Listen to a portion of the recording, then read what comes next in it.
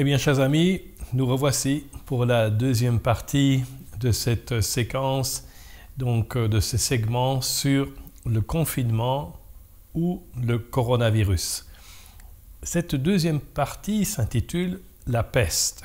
Alors, je ne vais pas vous parler du roman bien connu d'Albert Camus, qui a écrit un livre sur ce sujet, mais je vais plutôt utiliser ce terme de peste pour illustrer, bien entendu, cette situation, cette épidémie par laquelle nous passons.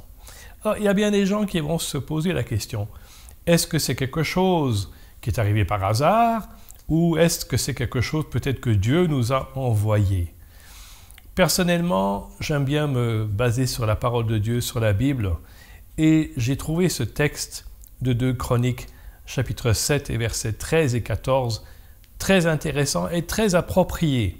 Je vais vous le lire. « Quand je fermerai le ciel et qu'il n'y aura pas de pluie, quand j'ordonnerai aux sauterelles de dévorer le pays, quand j'enverrai la peste, on peut aussi traduire par la mort, la destruction, parmi mon peuple, si mon peuple, celui qui porte mon nom, s'humilie, prie et me cherche, et s'il renonce à ses mauvaises voies, je l'écouterai du haut du ciel, je lui pardonnerai son péché et je guérirai son pays. » Donc on voit ici dans ce verset, dans le verset 13, 3 étapes, 3 situations bien distinctes. La première, quand il n'y aura pas de pluie.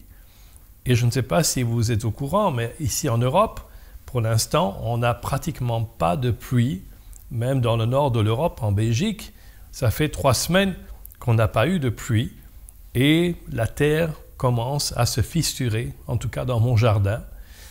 Et tout récemment, un ami me disait, il est en Suisse, et il me disait, ici en Suisse, ça fait 2 mois qu'on n'a pas eu de pluie. Et du coup, les agriculteurs, les fermiers sont tout affolés et se demandent qu'est-ce qui va se passer, parce qu'ils risquent de perdre toute leur récolte.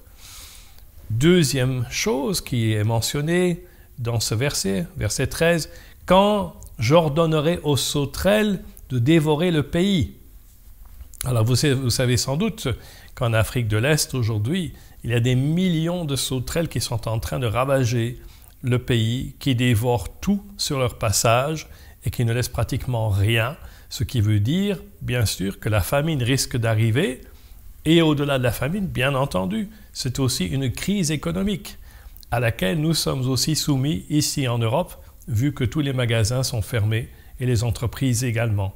Donc, nous voyons que cette situation est bien réelle. Et troisième chose, quand j'enverrai la peste, ou qui peut être aussi traduite, ce mot, par la mort ou la destruction. Et on voit que c'est véritablement le cas avec cette épidémie qui est en train de répandre la mort et la destruction. Eh bien, nous avons vu clairement que c'est Dieu qui a fermé les écluses des cieux, c'est lui qui a envoyé les sauterelles et c'est lui qui envoie cette peste afin que nous retournions vers lui. C'est ça l'idée, c'est ce qu'il dit d'ailleurs au verset 14. « Si mon peuple s'humilie et prie, cherche ma face, etc. » Cette guérison du pays se trouve, en d'autres mots, dans les mains des croyants, des chrétiens qui aiment Dieu. On ne peut pas penser que les gens qui ne connaissent pas Dieu pourront commencer à prier et supplier Dieu.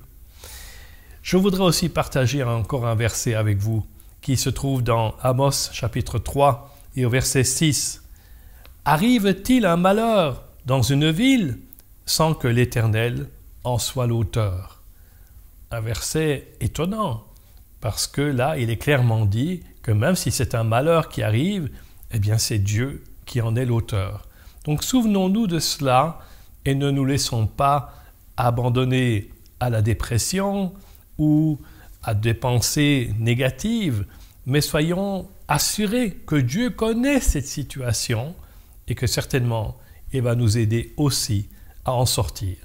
On en parlera demain dans le 3e épisode. En attendant, si vous avez des questions, vous pouvez les poser en vous adressant au Club 700 sur la page Facebook. À bientôt.